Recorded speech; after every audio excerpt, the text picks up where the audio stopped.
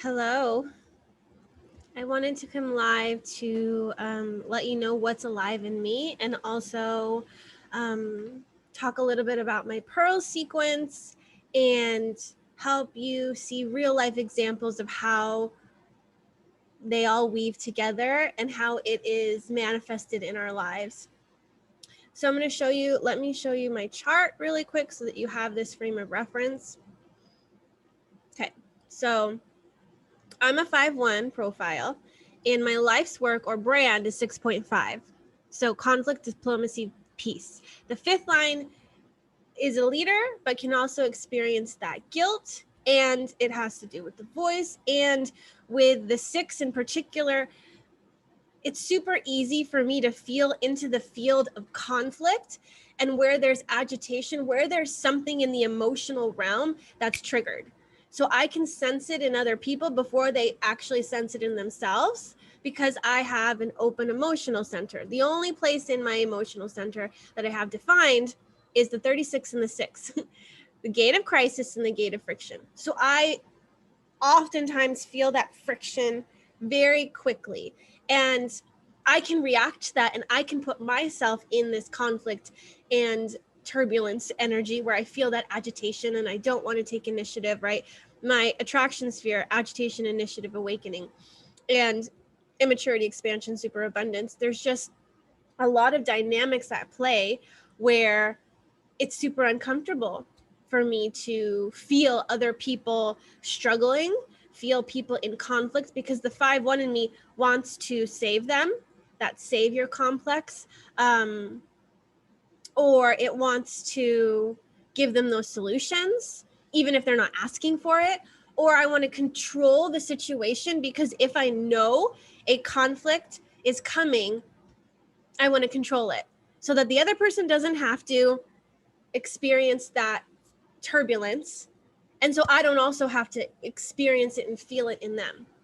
So already you can see kind of how this comes into play.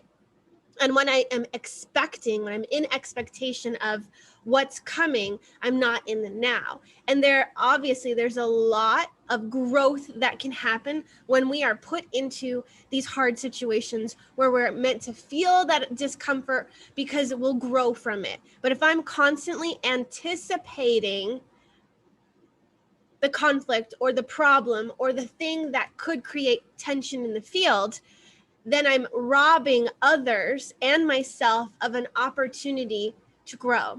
And my vocation sphere, 53.5, immaturity, expansion, superabundance.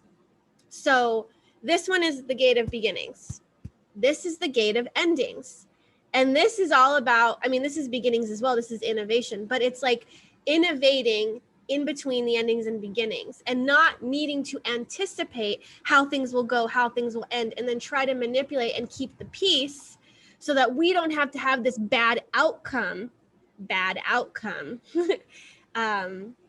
in this process. So I will come up with all different ways to avoid the conflict and avoid the failure because the programming partner of the 42 is the 32.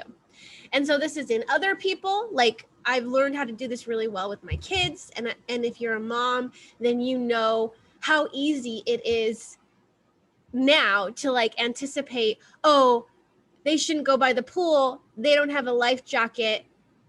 Or sorry, they don't know how to swim. So let's either not go outside, put a net on the pool, and this is all safety stuff, right? Or how about we just put the life jacket on, put the life jacket on the kid. So if this kid were to fall in the pool while I was there, I would be able to jump in and get that kid, or teach the kid how to swim, right? The best possibility, the best solution is actually teach the kid how to swim. Then they know that they feel confident, secure in themselves to get themselves out of the pool. But oftentimes you don't know what you don't know. So if I have a baby and she's running around outside, like Aurora's outside, for example, it was always nerve-wracking for us because she can't swim. And she's not able to learn how to swim yet because she's also not talking either. And she doesn't want to do what she doesn't want to do. So she's not at the place where she is open to learning.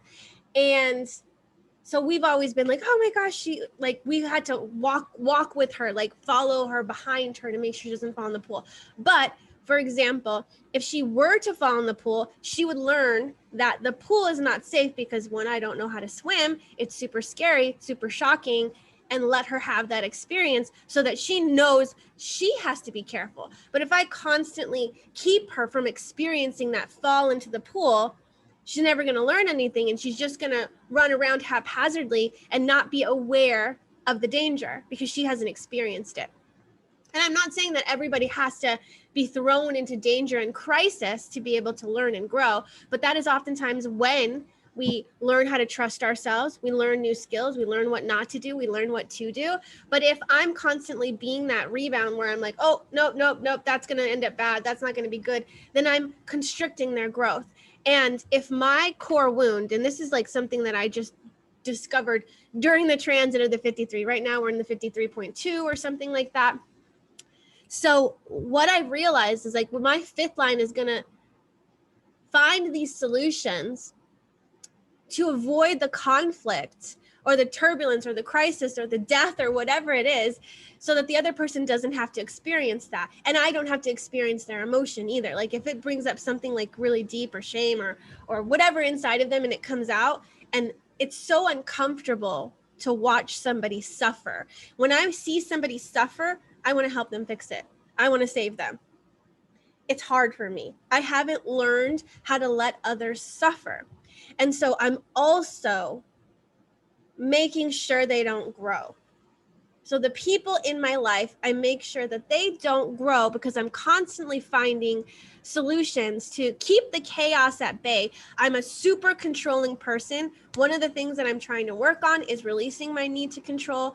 I don't need to make sure that everything's going right, that nobody dies. Like I can let people live and let them experience their own life. But because I have so much, I want to help my community and I want to fix things and I want to lead and I want to show up and I want, but I'm also projecting my own chaos on other people. The 3.2 is like, I have ideas, I have innovations, but I'm also confused, but the second line is this projection. So I can and do project chaos into the room when I'm anticipating certain conflicts. It's like, they're not here. These conflicts aren't here. Why are you over there wondering like, oh, is this going to come? I need to control the situation so this doesn't come. So then we don't have to feel this conflict, chaos, turbulence, and emotional upheaval, right? So my whole life has been like, avoid the conflict and the truth by creating solutions and controlling your outer circumstance so that nobody has to come into this like learning ground. And so I'm preventing myself from growing and I'm preventing other people from growing. And so here are some real life examples that happened actually today. I have two examples that I'm going to share with you because they've all happened during the transit of the 53 and we're only in day 2 of it. So it's kind of crazy. So basically we have Business by Design and me, Bella, and Simone on Thursdays, we have the calls for Business by Design. And so this is our last call in the module of brand archetype. Life's work. My life's work is 6.5. We're in the transit of 53. And we were just in unconscious Jupiter and conscious Jupiter, my culture sphere and my pearl. My whole pearl sequence is activated right now because where we've been is being weaved towards where we are, and the transit is activating me. So basically, I've had this beautiful opportunity to witness my whole pearl sequence at play, in play. So we have a call today, and yesterday we were talking about what is it that we can do? What's the agenda for the call today?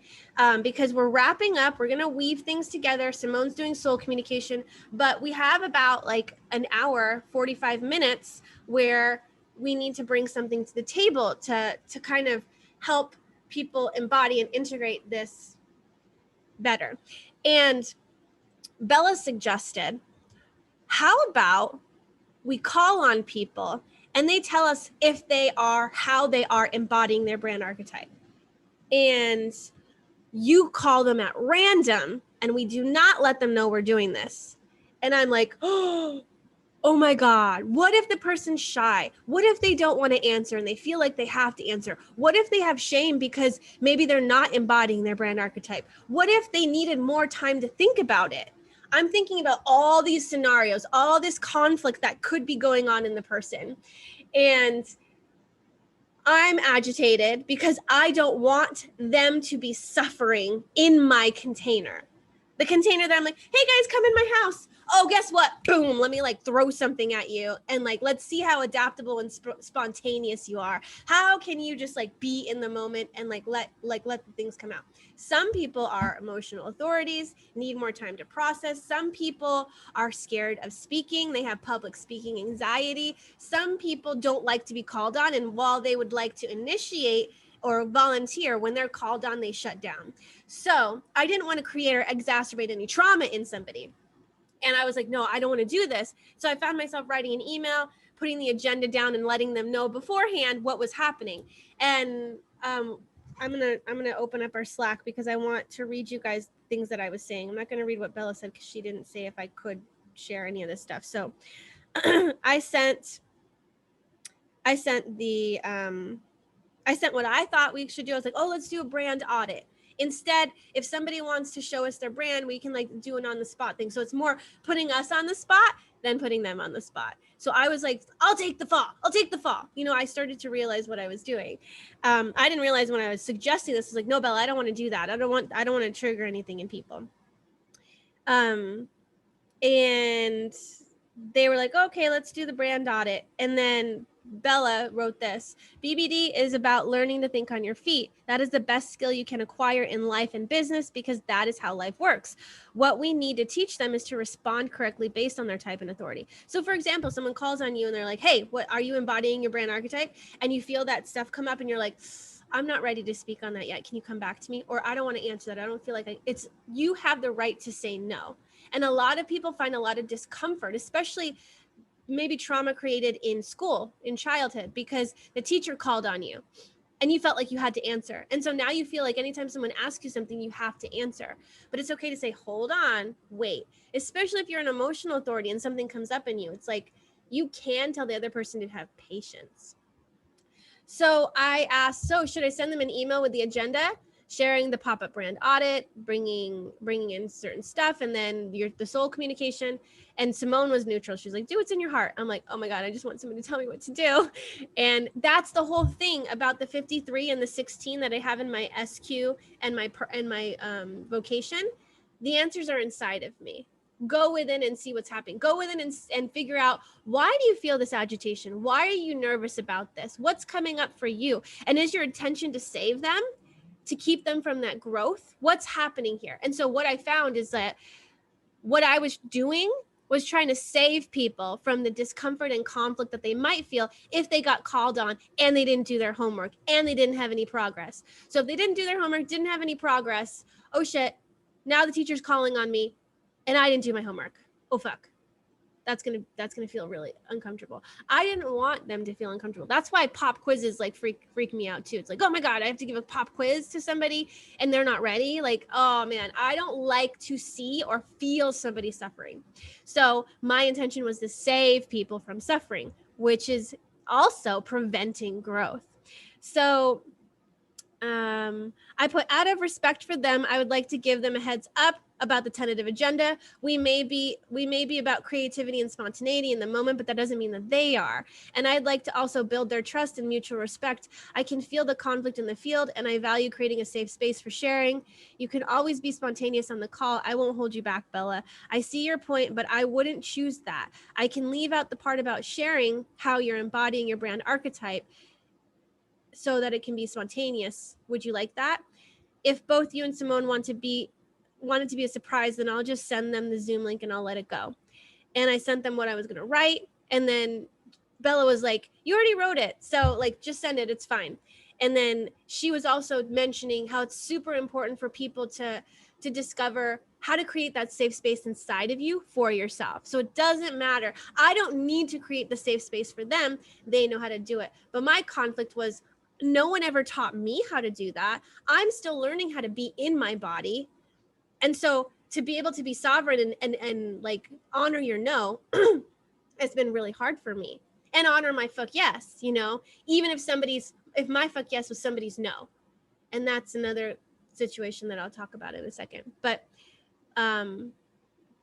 and I think Bella will be okay with me reading this. You're so powerful, Ashley, not in the basement, my line one. My line one has been in the basement for so long that I haven't been stepping up into my fifth line leadership because I've been in the details, making sure everything's safe, the foundation is good.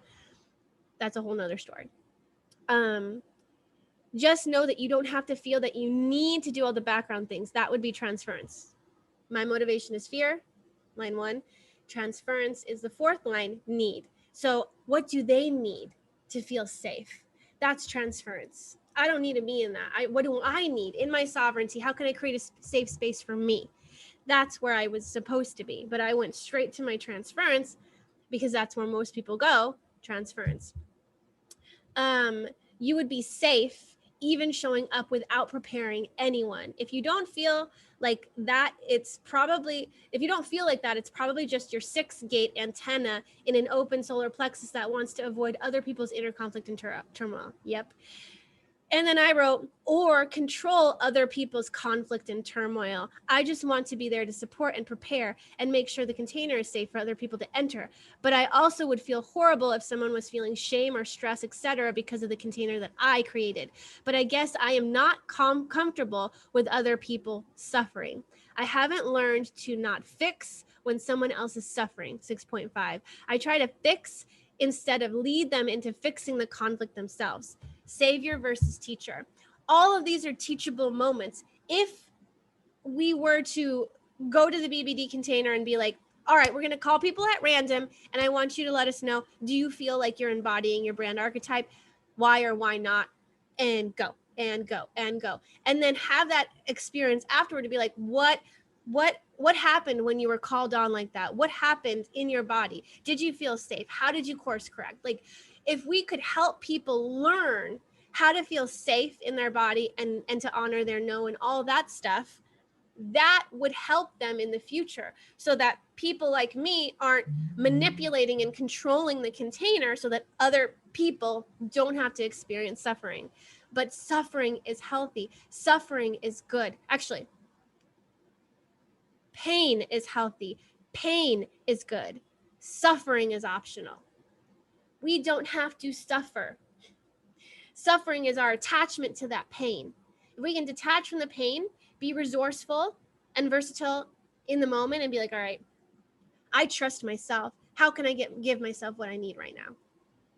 No blaming on another person. Because if I am the savior archetype, someone is going to pick up the victim archetype. Then someone else is going to pick up the persecutor archetype, right? Because that Cartman drama triangle, if I'm constantly like, oh my God, I have to be the savior, I'm also persecuting Bella because I'm like, you fucked up.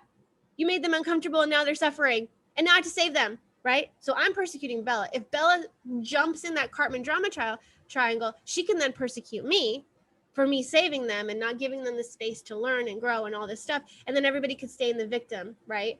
Oh, I need someone to save me, or someone come and save me from this. I'll save myself. I'm going to jump out of this container because I'm so uncomfortable. Or somebody will persecute me because they're like, why did you do that to us? That made me feel so uncomfortable. That's not a good teacher thing. Then I would feel guilt. 6.5, guilt. 53.5, guilt. I would feel all this guilt.